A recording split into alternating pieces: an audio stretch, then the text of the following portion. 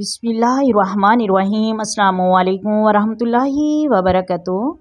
محترم ناظرین، درود ابراہیمی حضور علیہ الصلاۃ والسلام سے اظہار محبت کا خوبصورت انداز ہے۔ اس سے پہلے ویڈیو میں بزرگ کا ہم ذکر کرتے ہیں جنہوں نے درود ابراہیمی کے پڑھنے کا راز بتائے ہیں کہ میں کس طرح بیماری میں مبتلا تھا۔ علاقے کے جتنے بھی ڈاکٹر حکیم طبیب تھے، گھر والوں نے میرا ان سے بہت ہی علاج کروایا، مگر شفا کا ذریعہ سبب نہیں بن رہا تھا۔ تقریباً آج سے 2 سال کی پہلے کی بات ہے، میں بستر پر لیٹا ہوا تھا۔ میں ایک رات خواب میں دیکھتا ہوں کہ میرے مرشد تشریف لاتے ہیں، جو کہ ظاہری طور پر دنیا سے پردہ فرما گئے ہیں۔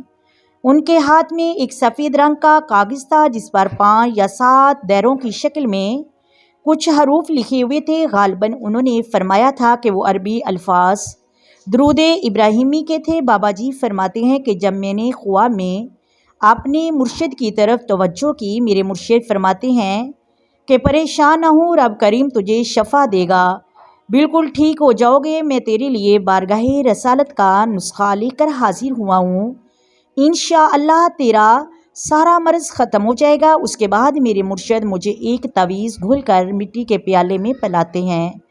جب میں نے دیکھا تو پانی کا رنگ نیلا سیاہی کی طرح تھا۔ میں نے مرشد کے حکم کے مطابق پانی پی لیا۔ اس دوران میرا خواب کمپلیٹ ہو گیا۔ آنکھ کھل گئی، میں نے دیکھا کہ میرے کپڑے اور میرا بستر سارا پسینے سے گیلا ہو چکا تھا۔ مجھ سے نکلنے والے پسینے سے بدبو آ رہی ہے۔ میرے پسینے کا رنگ پیلا تھا۔ میرے کپڑے اور بسترے، یہاں تک میرا پسینہ تھا وہاں تک پیلے ہو چکے تھے۔ پھر میں نے خود کو ہلکا پھلکا محسوس کیا۔ جب میں نے اپنے وجود کو حرکت دی تو میں نے محسوس کیا تمام امراض ختم ہو چکا ہے اور میں مکمل طور پر صحت یاب ہو چکا ہوں۔ صبح کی اذان ہو رہی تھی، میں کروٹ بدلی تو میرے گھر والے میرے قریب آئے۔ انہوں نے جب میرا یہ حال دیکھا تو حیران ہوئے۔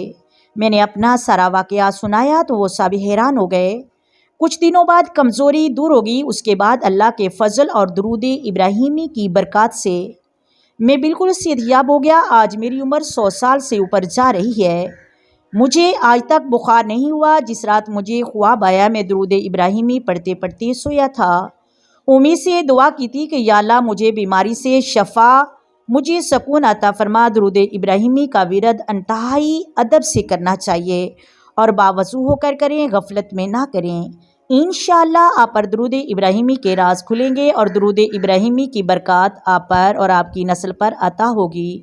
درود ابراہیمی ادب کا نام ہے اور ادب سے ہی فیض ملتا ہے، تو ہمیں چاہیے کہ ہم درود ابراہیمی انتہائی توجہ اور خشوع و خضوع کے ساتھ پڑھنا چاہیے اور ادب کے ساتھ پڑھیں۔ امید کرتی ہوں آپ کو ویڈیو کی سمجھ آ گئی ہوگی۔ اگر ویڈیو اچھی لگے ویڈیو کو لائک کریں، شیئر کریں اور چینل کو سبسکرائب کریں۔